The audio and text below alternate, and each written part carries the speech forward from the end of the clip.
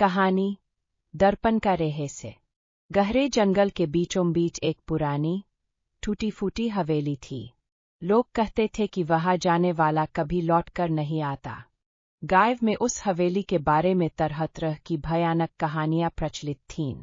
एक दिन 4 दोस्त आदित्य, नेहा, रौनक और कविता ने तय किया कि वे उस हवेली में जाकर जानेंगे कि वहां आखिर ऐसा क्या है। सबने अपनी अपनी टॉर्च और मोबाइल उठाए और रात होते ही हवेली की ओर निकल पड़े। हवेली के पास पहुंचते ही एक अजीब सी ठंडक और सन्नाटा महसूस हुआ। हवेली के फाटक पर जंग लगी जंजीर लटकी थी। रौनक ने हंसते हुए कहा, यह सब सिर्फ अफवाहें हैं, डरना मत। और उसने फाटक को जोर से धकेल दिया। फाटक चरमराते हुए खुला और वे अंदर चले गए। अंदर की दीवारों पर धूल और मक्खियों के जाले थे। हवा में सीलन और सरांध की गंध भरी हुई थी। चलते चलते वे एक बड़े कमरे में पहुंचे, जहां बीचों बीच एक विशाल पुराना दर्पण शीशा लगा हुआ था। दर्पण के फ्रेम पर अजीब सी नक्काशी थी और उसके ऊपर लिखा था, सच को देखना चाहते हो तो अपनी परछाई से नजर मिलाओ। कविता ने उत्सुकता से दर्पण के सामने जाकर खुद को देखा। अचानक दर्पण पर उसकी छवि ने मुस्कुराते हुए हाथ हिलाया, लेकिन कविता ने कुछ नहीं किया था। वह चीखते हुए पीछे हट गई। बाकी तीनों भाग कर उसके पास आए। नेहा ने कहा, शायद हमारी आंखों का धोखा है, और उसने भी दर्पण में झांका। इस बार दर्पण में चारों दोस्त दिखाई दिए, लेकिन पीछे एक छाया खड़ी थी। उन्होंने तुरंत पीछे मुड़कर देखा, लेकिन वहां कोई नहीं था। तभी दर्पण से एक धीमी और डरावनी आवाज गूंजी, अब तुम यहां से नहीं जा सकते। कमरा अचानक हिलने लगा और दरवाजा अपने आप बंद हो गया। आदित्य ने घबराकर दरवाजा खोलने की कोशिश की, लेकिन वह जैम हो चुका था। तभी दर्पण के अंदर से एक काली आकृति निकलकर उनके सामने आ गई।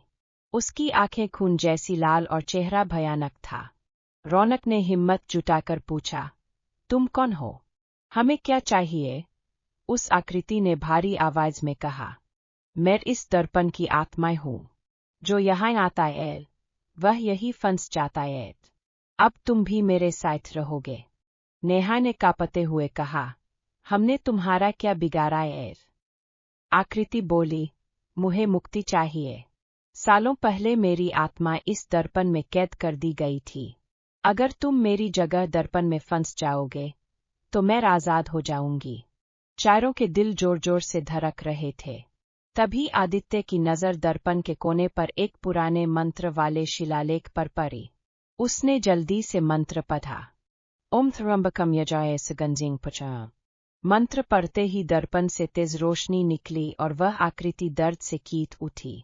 दर्पण में दरारें पड़ गईं और तेज धमाके के साथ वह चकनाचूर हो गया। दरवाजा अचानक खुल गया और हवेली की खिड़कियां तेज हवा से हिलने लगीं। चारों दोस्त तेजी से बाहर भागे। बाहर आते ही उन्होंने देखा कि पूरी हवेली धीरे धीरे मिट्टी में समा रही थी। सबने एक दूसरे की ओर देखा, डरे हुए लेकिन सुरक्षित। नेहा ने कांपती आवाज में कहा, अब कभी किसी डरावनी जगह को एक्सप्लोर करने की जरूरत नहीं है।